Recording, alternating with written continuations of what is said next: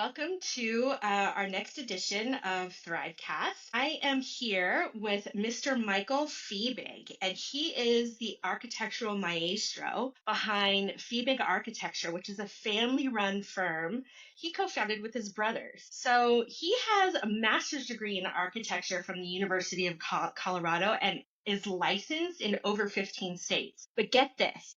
His expertise ranges from contemporary multifamily and residential designs to forensic architecture. So it makes him a sought after expert witness in like construction and premises liability cases. I mean, he's kind of like the CSI of architecture. So I can't wait to dig into this conversation. Michael, thank you for joining me today. Yeah, hi Shannon. Thanks so much for having me. And I call myself an architect detective or an architective, if you will.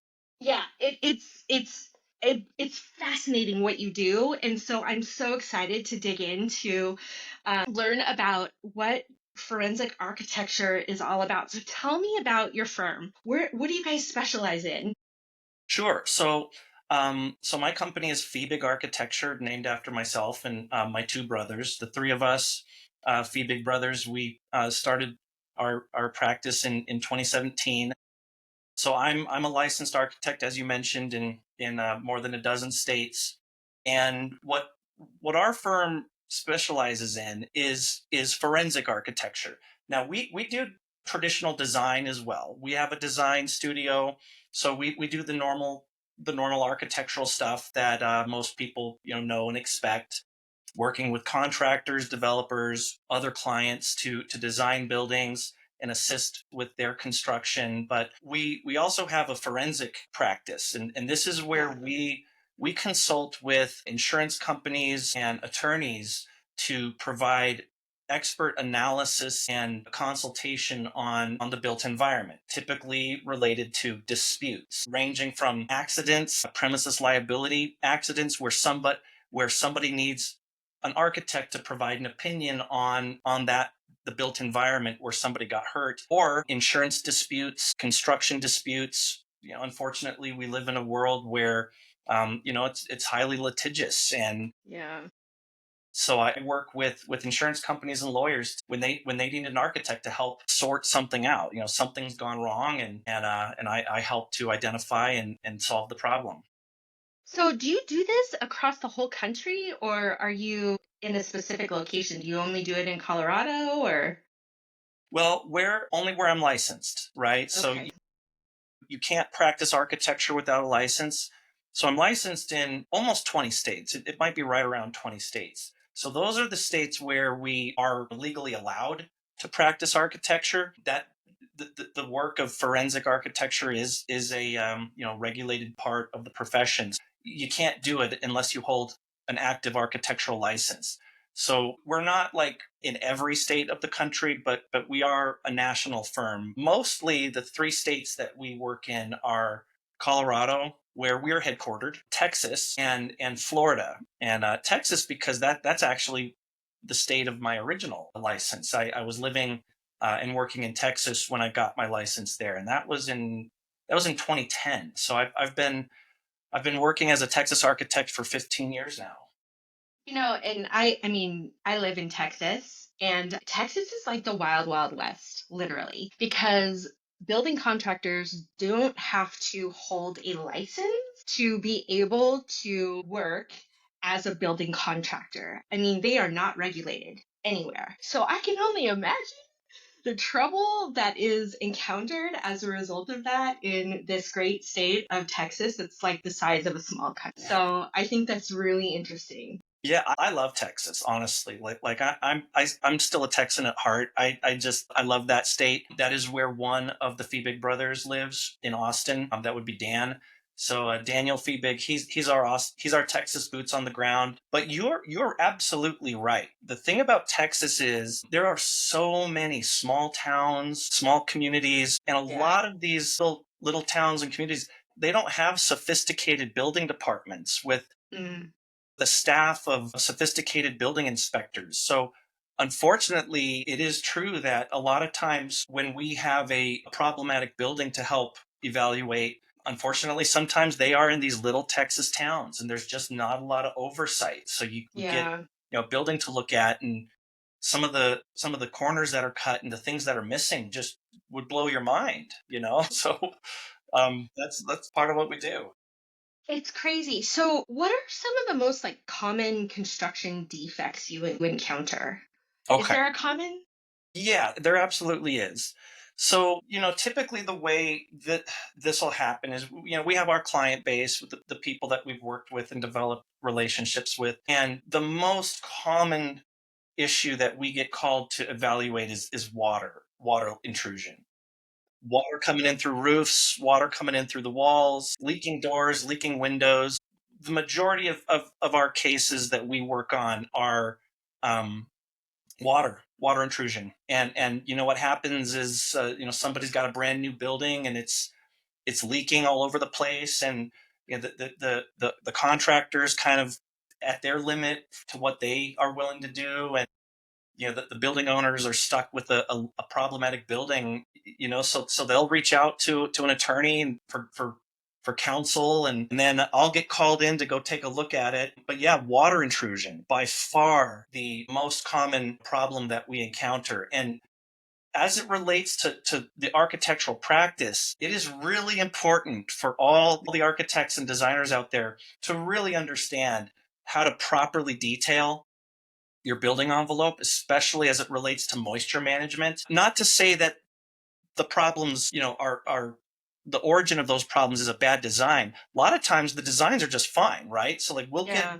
we'll be tasked with figuring out why a certain building is leaking. And part of that does involve letting us review the construction plans.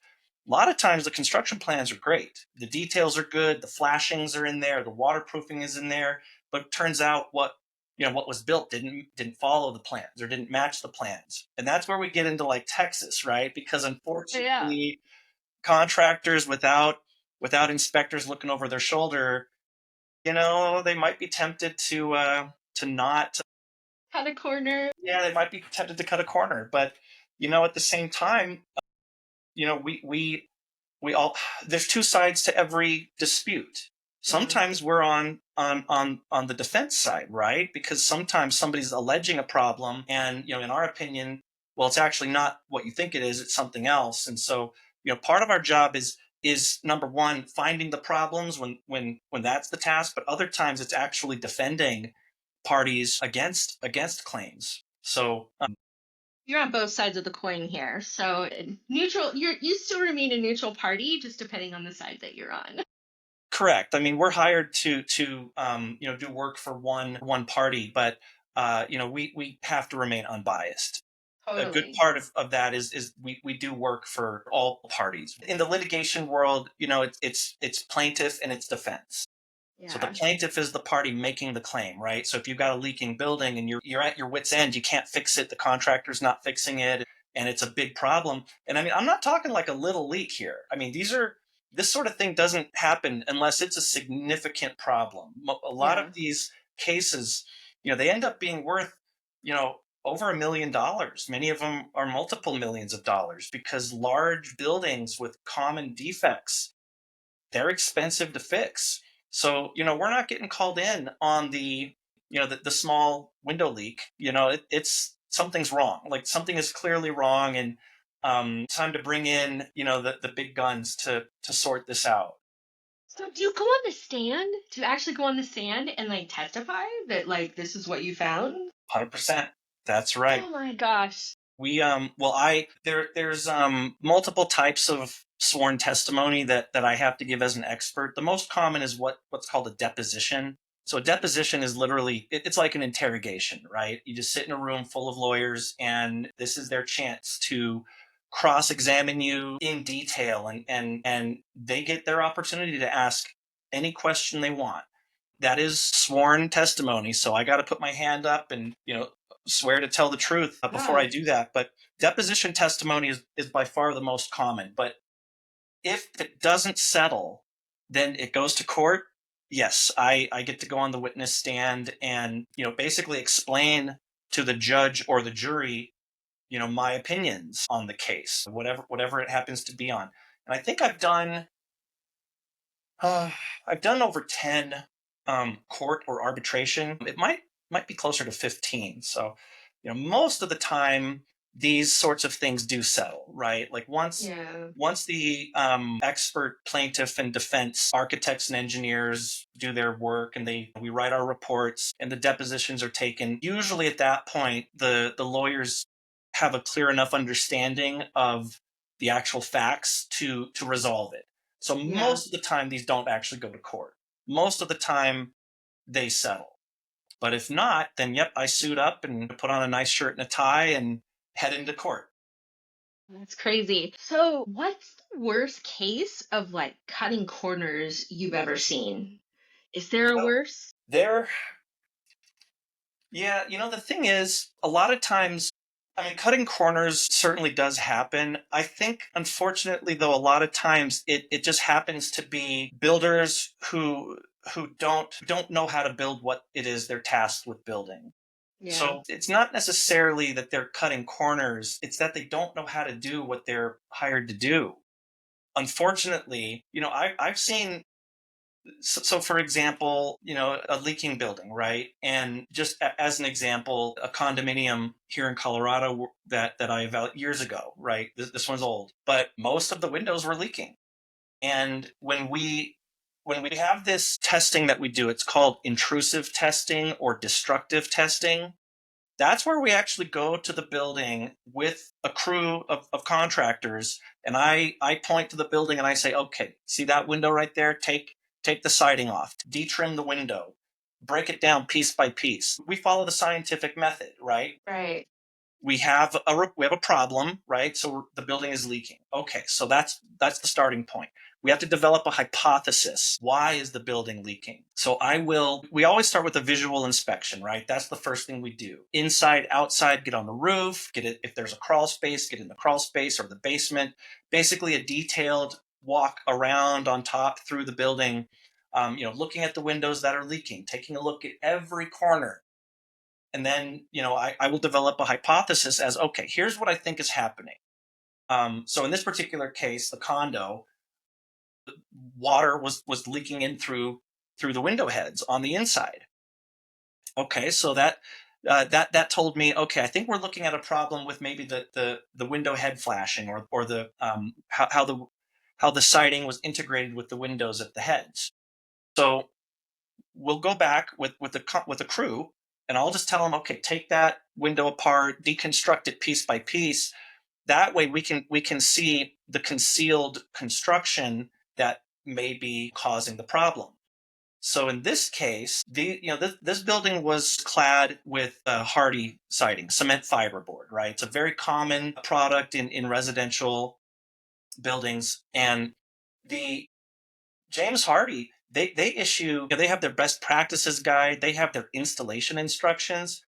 The James Hardy installation instructions show you exactly what to do. They show you exactly how to install their product around doors and windows and other things. And one of those requirements is to properly flash the window head with a, typically you have a sheet metal flashing piece.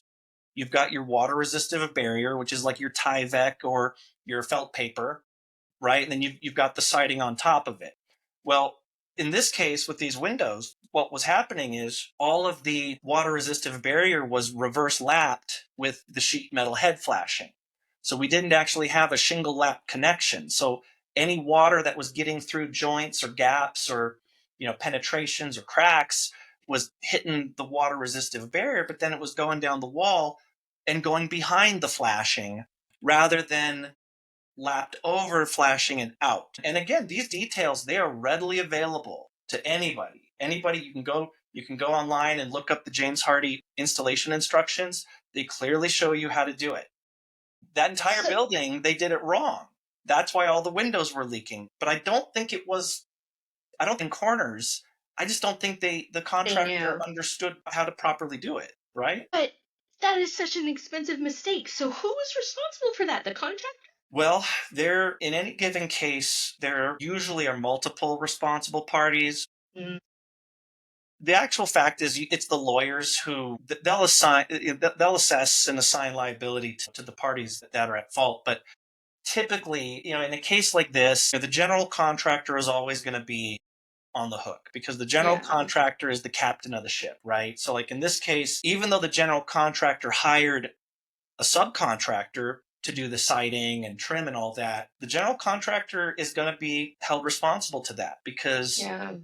you have to think about it as far as when it comes to like legal claims, the contracts are very important, right? So the claimant, in this case, like the owner of the building does not have a contract with the subcontractor, right? So Yeah. the owner can't claim a contractual violation on the sub because they don't have a legal agreement. That the owner contracts with the general contractor, right? And then the general contractor contracts with all the subs.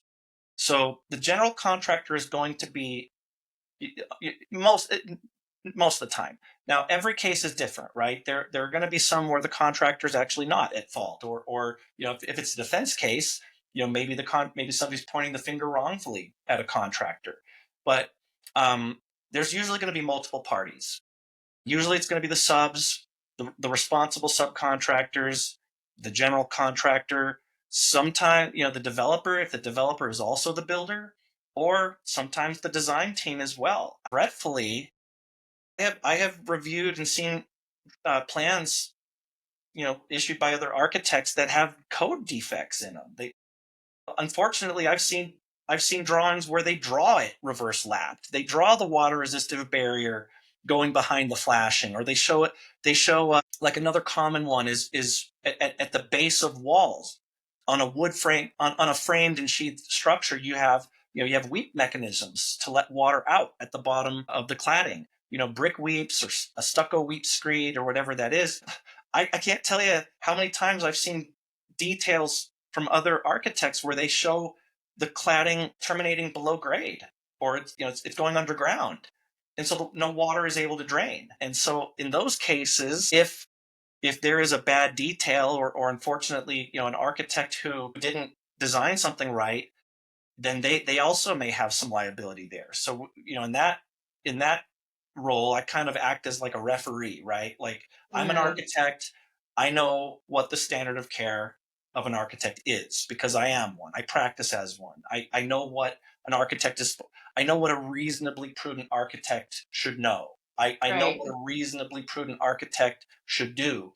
So if I look at a plan detail and it's really bad, it's like, wow, this doesn't meet code at all, then unfortunately in those cases that's part of it, right? Because the contractor is just going to say, well, I built what you told me to build. You gave me this detail, I built it. It's not my fault it's leaking. You designed it wrong, right? So there's always some dispute there.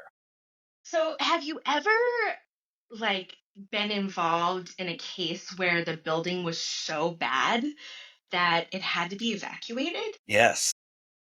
I cannot imagine what that disaster was like. You Yeah. have to tell. You have to tell. Well, so this one's also years old, but this was a 4-story condominium, wood framed, stucco clad, and so 4 stories of apartments, or I'm sorry, condos. So slight difference there. But what happened was this: where the stucco went all the way up to the roof, it was a flat roof, so it had parapets. The stucco stopped short about a half inch or an inch below the parapet cap. Like they actually didn't even bring the stucco all the way up. And under the parapet cap, they didn't wrap the roof membrane, or they didn't wrap any waterproofing. So on top of that, one more problem is the parapet cap flashing was not sealed at the overlaps. So if you know how a parapet cap flashing is to be installed, where you have the seams where the flashings come together, you have to seal that joint, right? Otherwise, water can actually flow in between the joints in the parapet cap. So what happened was this: that's how they built it. There was a gap of unprotected structure at the top. So Just leaked years and down. years and years of weather exposure, water literally was just getting in at the parapets and slowly was just soaking down the exterior walls. And in this case, Yikes. we did the intrusive testing, right? And one of the things one of you do when you do testing like this is you're trying to discern patterns, or you're trying to discern commonality of what it is you're seeing. And so what we started finding was this: where we were removing stucco and claddings up high, those walls were basically completely rotted out. I mean, the Ugh. exterior, the structural wood sheathing, which was OSB in this case, you could just pull it out with your hand. It was just crumbling. It was wet, right? The studs were all rotted out.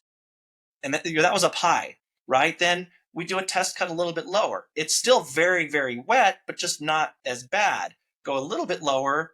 It's still wet, but still not as bad. And then at the very bottom, right, we do some intrusive testing at the first floor. There was still some water damage, but it was much, much less. So what does that tell us, right? Okay, that tells us Leaking. the damage is starting up high.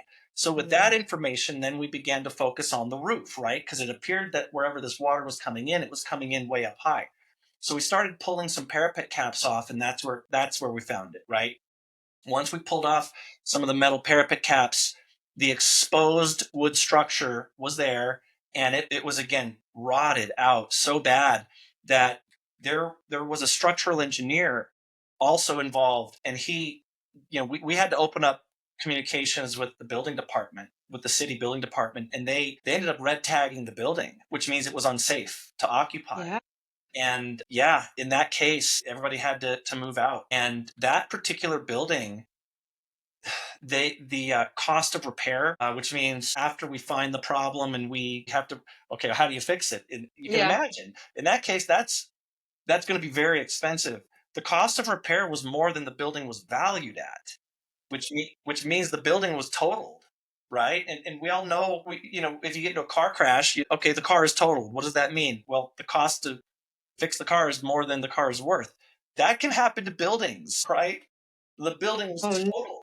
It would cost more. So ultimately, the contractor said we have to scrape it and rebuild. We can't salvage this. And you can imagine why. When the exterior walls are just completely deteriorated like that, you can't salvage it. That's got to be redone.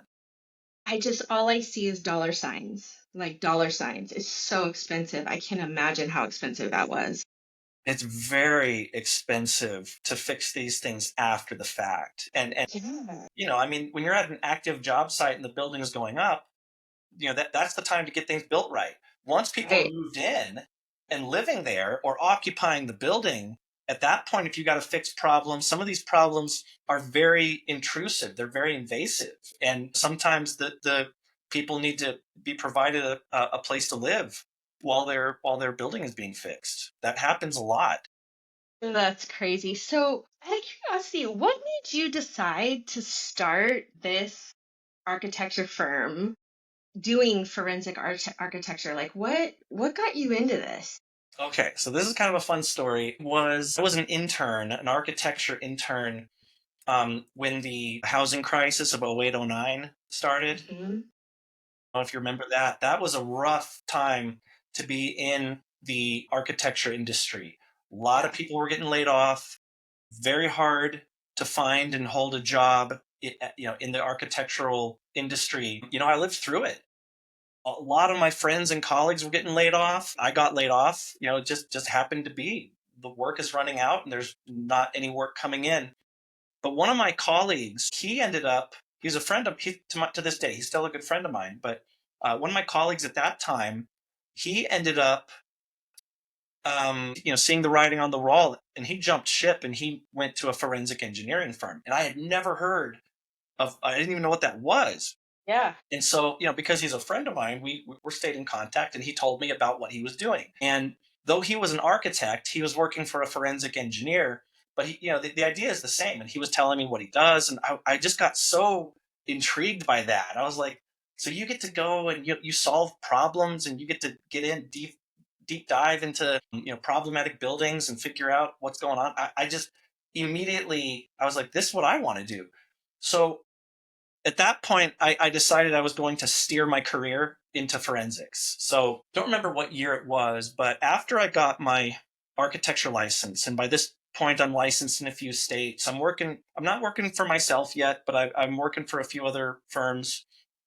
Um, I got a job at a forensic engineering firm and kind of developed and built up my skills there. Eventually, the stars aligned. It was time for me to go off on my own, and at that point, now I do both. I do the forensic architecture and the traditional through my company. Yeah, that I had never heard about it. All thanks to a good friend of mine who started working in that field. I love it. Forensic architecture is so much fun. I mean, because you get faced with problems that nobody else can solve, and Yeah. they need an architect who knows everything about how a building goes together, all the pieces. What's behind the ceiling, what's behind the wall, what's below the foundation, what's all the components that go into making a building work. So, it's very fun. I think I have one of the most fun jobs, just because of what I get to do. I mean, who else Neat. gets to go to a building and just say, take that apart? Yeah, open that Yeah. up over there. I got to take some pictures. I need to see what that is, and collect that data and analyze it, compare it, and then I know a lot of people probably don't think this is fun, but writing reports. We write reports, whereas a lot of architects, they spend their time drafting blueprints. We spend a lot of our time drafting 100-page reports for lawyers and insurance companies. So you also mentioned in our pre-interview that you also teach continuing education courses. What are some of the top things architects really misunderstand about building codes and the things that you're teaching not to forget in order to prevent forensic architecture to come in and basically rip apart your work? Yeah, so I do teach some continuing education courses. It's through a company called Half Moon Continuing Education. They offer continuing education courses for architects, engineers, contractors. And the courses I teach primarily are actually on fire and life safety and that part of the design. Architects, among other responsibilities, one of our responsibilities in designing a building is the fire protection systems that need to go into it. And I'm not just talking sprinklers and like smoke detectors. I'm talking like the fireproofing or the fire resistance ratings, right? Every building, the architects in the audience, they all know this. Every building has to be classified into one of the five primary construction types. And the construction types, they establish two main things. Number one, the combustibility of the building and its elements, the primary building elements, combustible versus non combustible, right? Why does that matter? Well, in the context of fire safety, it matters a lot. A combustible building is at higher risk of fire damage than a non combustible building like concrete or steel, right? Then the other part of that is the fireproofing or the fire resistance rating. So the construction type is going to tell you, is the building combustible, non-combustible? Is it protected? Is it unprotected? And there are not just based on construction type, but occupancy group, meaning what the building is used for, residential, commercial, office, retail, medical. You have area separations. So you've got like fireproof, fire barriers enclosing different occupancies. I have found in my career that a lot of architects I work with, they still struggle with figuring out the proper way to fireproof the building or classify it into the correct construction type or what materials are allowed in various construction types. So I actually made that like a niche focus of my practice. And I teach fire safety from the perspective of an architect, right? Like I teach other architects and young designers, how do you do this? How do you classify a building? Why do you even have to? What's the difference between these things? And so I teach fire and life safety courses as an architect, and that's one of the, actually I don't want to say it's one of the most common problems. It's actually not. It's actually pretty rare, but it is one of the topic. It's the most common topic I teach is fire Mm. and life safety. But I do teach other things. But as far as to your question, like what are some code issues that everybody should know? Okay, here's a couple of them.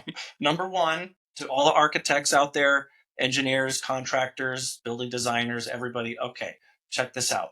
There is a difference between type X gypsum board and type C gypsum board. Okay. A lot of times I see that the design calls for the special proprietary type of gypsum board being the type C board. And the contractors who sometimes they don't know the difference, they just think in terms of regular and type X. They put up type X, it's not the same.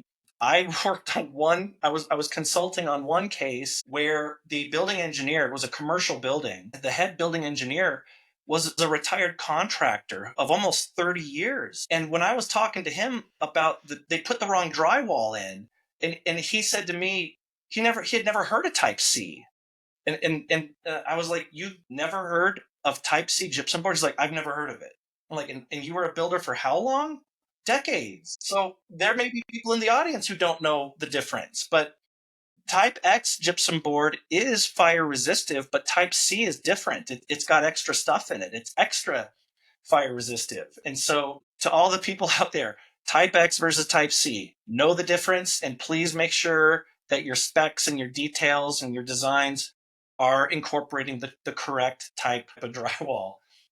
That's crazy. Can we talk a little bit about, because this will kind of tie in, can we talk a little bit about building codes and why they matter? So, you had mentioned using a Denver building code from the 1880s in a case. How would you navigate like old codes in your work? And, are there outdated regulations today that need to be updated? And like, that's just crazy because you had a case that you cited an 1880 building code. Right. It's really So old. here's kind of the reason why this matters. Building codes come out every 3 years, right? So like currently the latest edition of the IBC, which is the International Building Code, is the 2024. We had the 2021, and then we had the 2018, the 2015. So codes come out every 3 years. When a new building code comes out, you do not have to modify every existing building to comply with the new code, right? The Right. code actually says existing buildings are to be regulated by the code edition under which it was built, right? So as a forensic architect, it's very important for me to have all of those old code editions because I may be looking at a building, that's decades old. A lot of times what happens, this comes to light a lot in premises liability, where somebody gets hurt in an old building. The problem is those old buildings. I'll give you an example. Somebody got hurt in a building that was built in the 1920s, right? Well, if any of you know how stairs used to be designed in the They were so 1920s, tiny. yeah. They were So so little. if anybody's ever been like if you've ever been in like an old Victorian home that has a cellar, those stairs, man, they are tight. There's no headroom. Yeah. So this involved somebody who fell down an old set of stairs and is very tragic. And it really, it's unfortunate, but we were not. This was a case where I was actually working as a defense expert because the person who fell down the stairs, their attorney hired an expert who wrote a report and evaluated the stairs to current standards and basically said, yeah, this doesn't meet the 2018 IBC, and these stairs the risers are too high and the treads aren't deep enough, and this just doesn't meet code. And I had to come in and basically say, as tragic as it is that somebody fell down these stairs, it's not the fault of the building owner because in this case they were grandfathered in. The home, it was a building, wasn't a home, but the building was not required to renovate, tear out, redo everything to current code standards. Those old buildings are grandfathered in. And so the case you mentioned, the 1880s case, that's the record for me. I was consulting on a residential property. It was in Denver, and Denver, you can actually get all of their old codes online. What I really love about the Denver building department is all of their old codes are for free as PDFs online. Mhm. And so you can actually download the original first building code from the city and county of Denver from it's 1880 something. And this happened to be a home that was originally built. It was a small little brick home built in the late 1880s. And what happened is a contemporary developer bought the home and decided to pop the top, right? Put a second story on. And somehow this contractor did it without permits or inspections or designs or anything. They did the entire thing without any permit, which is kind of stunning because when you're building an addition to a house, it's kind of hard to keep that secret, right? Yeah. Somehow they framed and installed, a second story onto this home without a permit, and nobody caught them. Ultimately, what ended up happening is they sold the home. The people who moved in began noticing things weren't quite right with the home, and had a friend who was an electrician who was like, wait a minute, what's going on? This particular home, because it was an old Victorian home, the exterior walls were clay brick. It was a double wide clay brick wall. So, nowadays, most stick framed homes, they're wood studs and sheathed, and you've got all your outlets in the wall, like your power outlets, right? In this case, Right. all the outlets were in the floor because the walls were brick. It was brick on the inside, it was brick on the outside. And so that the contractors installed the outlets on the floor, but they used regular wall outlets. They didn't use floor outlets. For a floor mounted outlet, you have to have like a water seal and a cover so that you don't spill coffee down the electrical outlet. And it goes. These people who bought that home, their friend was an electrician, was like, this is wrong. Then they hired somebody else to take a look at it, and the more people that they hired, the more everyone was telling them, this is completely out of code. Like, what is this? What's going on here? So lawyers get involved. We get involved. We did our inspection, and obviously found plenty of problems. And we reached out to the building department, and they said, we don't have a record of this at all, of any permits. And this is where the old code book comes into play, right? Because we have to evaluate old buildings based on the old code. So Yeah. amazingly, this 1880s edition of the Denver Building Code said no building without a permit. So we quoted that in our report. We quoted it. I mean, it's pretty self-evident that you're not allowed to build without a permit, but we have to provide a basis for every opinion, right? So if I say you can't build without a permit, why? Well, here's why. Because it says right here in the Yeah. code book, you can't do it. So in this case, we quoted not only the contemporary code, like the current code, which says the same thing, but we quoted the original code from 1880 that said you can't build without a permit, just to make that point. But that's the record as far as the oldest code I've ever quoted.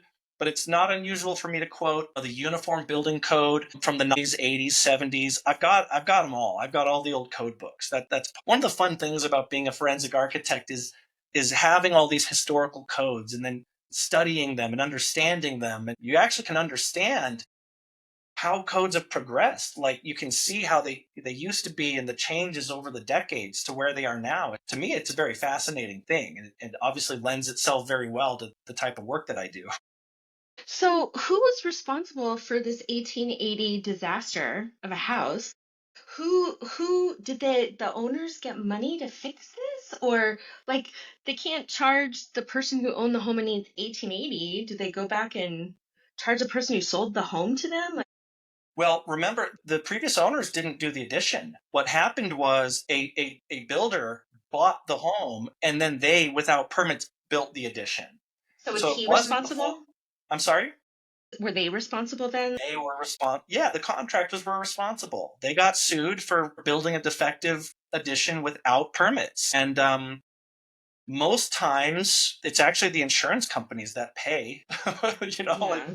that's why we all have Insurance professional premiums? liability insurance and Yeah. errors and omissions insurance. It's the insurance companies that pay out. So in this case, as with most of them, the contractor's insurance company was on the hook. That's insane. So, with advances in technology, how do you think forensic architecture is changing, or is it changing? Well, we do use we use a decent amount of technology. One of the things I use a lot is an infrared camera, like a thermal cam, Mhm. because as you can imagine, if you're trying to identify leaks or water getting into a building, a thermal camera is super helpful, right? Like, I don't Yeah.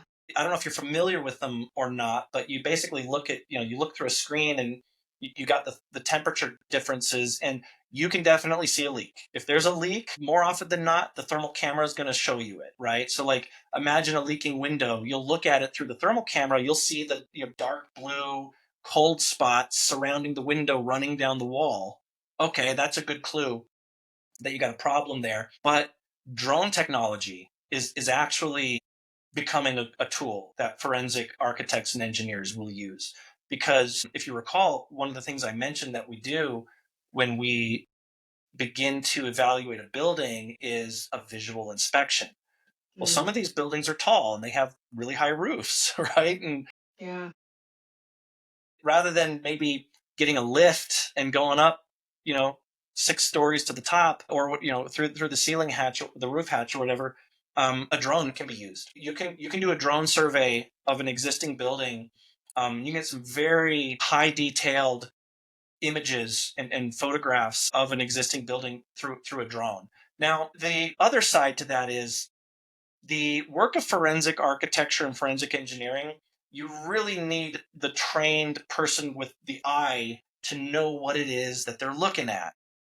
If you hire a drone operator, the drone operator, they're not going to, okay, well, is the roof flashed properly? Is the penetration flashed right? Is the fascia still on? Is the edge metal there? The drone operator doesn't know any of that. So the drone operator might just get general photos, whereas the expert themselves knows exactly where to focus in on. So, but yeah, to answer your question, drone technology is something that is changing the way forensics is done for sure. Do you guys have a professional drone operator in your practice to be able to do some of these drone navigations, or do you guys contract that out?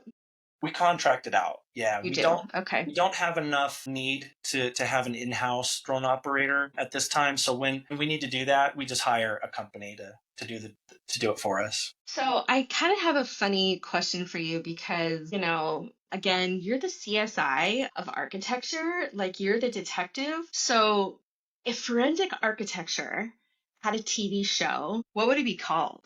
Well, I mean, it sounds really corny, but like the architect detective, I don't know. I mean, Yeah, I it's just like I just think it sounds funny because architect detective, it kind of goes together. I think the architect detective would be fun. it's like Honestly, the what makes such inspector a cool. gadget. I'm sorry. It's like the Inspector Gadget. I'm definitely probably aging myself by saying that, the Inspector Gadget, but yeah, like, I you think it would know, make for such a fun reality show to like follow us around the things that we get to see and do. But because these are legal claims, you can't really get like a TV studio in there as well. It's these are pr- yeah. these are controlled, limited to people. I can't imagine any of the lawyers involved in any of these cases would want to turn it into a reality TV show. Although I'm telling you, it would make for some really compelling TV. Like when you're opening Yeah. up a wall and like water starts coming out and the walls just rotted out. It's like, whoa, what have we done? Yeah, how do you fix this? Like, I mean, this is an HGTV like ongoing saga. Like, I would tune in every week. Like, this would be awesome. Yeah, we see So, a lot of drama. We see a lot I of drama. But you know what? The people who they're not going to want that on TV. They don't want that to be they don't shown. want to be. So No, probably won't happen. But if it was to happen, I think that would be fun.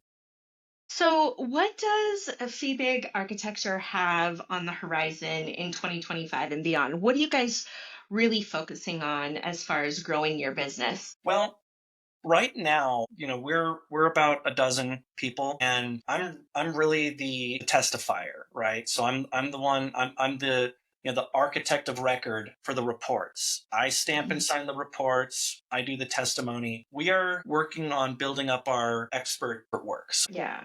We've got another architect on staff who has done a little bit of testimony, and we're trying to tie him back into it so he can do some more. And we actually have a PE, a professional engineer on staff, and he's also interested in testifying. So right now that's kind of our focus is introducing other my other architects and engineers to the insurance companies and attorneys, and see if they can get a shot. Now you can imagine one of the hardest things is actually getting in to this industry, because imagine you're a lawyer and you've got this construction defect lawsuit and it's $20 million, and there's 20 million bucks of damages, and a green architect or a new engineer says, hey, I'll testify to it for you. Are you going to trust somebody who's never done it before?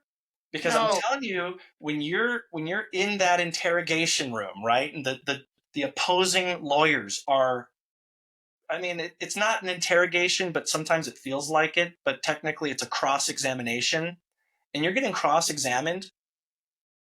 A lot of experts fold, right? They change their tune, or they maybe they didn't do as good of a job as they represented they did. Maybe there are Yeah. holes in their argument.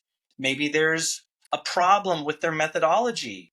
Maybe they're using the wrong code, like that one I told you about, where the guy was evaluating the building on the new code rather than the original code. So, a lot of times what can happen is an inexperienced or non-expert, they'll get taken down by those lawyers on the other side. I would not want to be on that side of it. I've seen it happen where one client of mine, they needed a very specific type of expert for this job. I was the architect, but they needed somebody to give opinions as to a very specialized area, and we couldn't find anybody who had a history of this type of work.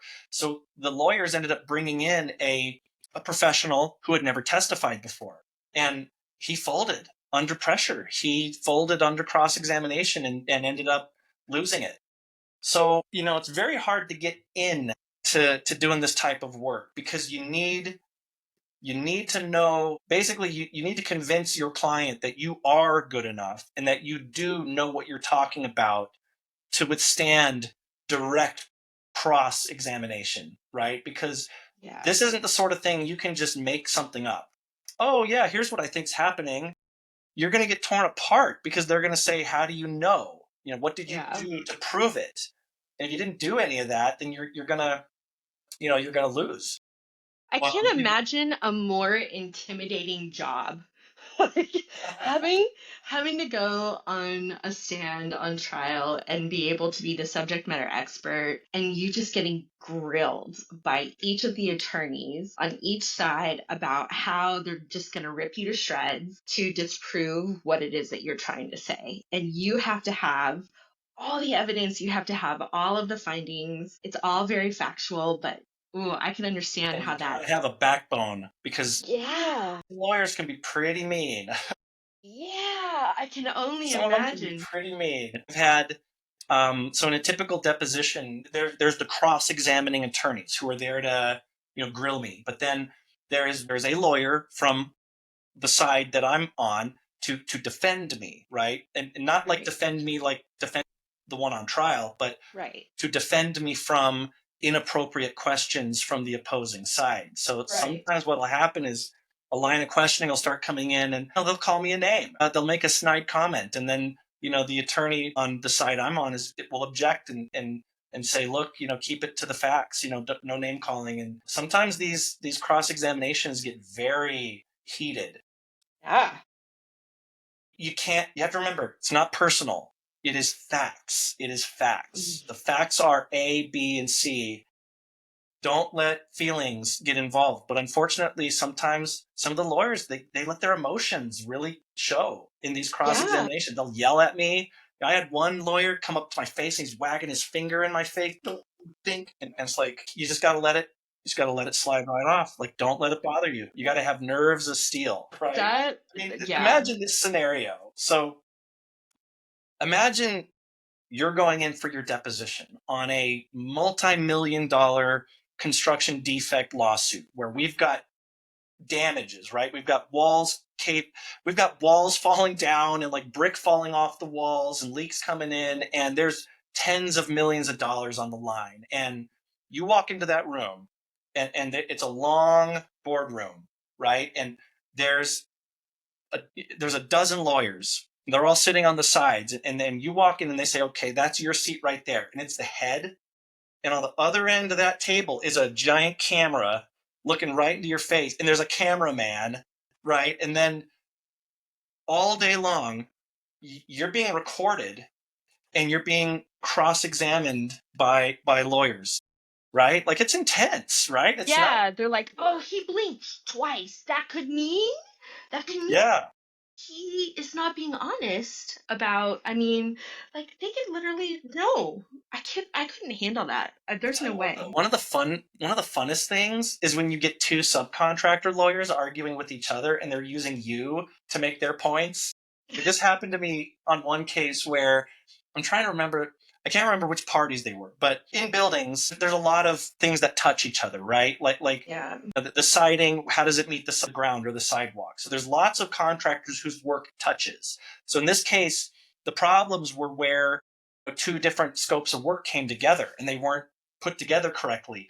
And the one lawyer is like, well, wouldn't you agree that they should have done this and this and this? Like, yeah, they should have. And then he's like, yeah, but Mr. Fiebig, don't you agree that they should have done this and this and this? It's like, yeah, they should have done that too. It's like they're arguing with each other, but they're using me to get their their point points. across. Their Yeah, point so that across. sometimes it can be fun. Yeah. Yeah, you have the most fascinating job of any architecture firm that I've ever spoken to since I've been doing this podcast. So you have been a joy to have on this podcast because your stories are incredible. And I would love to welcome you back to chat more about some of the findings that you have in the industry. So if you're up for it, you Yeah, definitely next need to come time back. let's do a like a case study. I'll share with you some of the craziest things I've seen. I can only imagine. So, what is your web address? Where can people find you? Okay, so our website is fiebigarch.com. F as in Frank, IEB as in boy, GARCH.com. It stands for Fiebig Architecture. And can they find you on LinkedIn or can how do they can connect with you personally? Yeah, personally, I am on LinkedIn. I've got a bio on our webpage. You can reach out through the webpage. But yeah, LinkedIn, we do have, we have social media, Facebook and YouTube and all that. So we're not like the biggest social media presence, but we have that. But best way to reach me is either going to be through the website or through LinkedIn. All right. Mr. Michael Fiebig, thank you so much for joining us on ThriveCAST today. I can't wait to hear more about what's happening in your firm in the future. My pleasure. Thank you so much.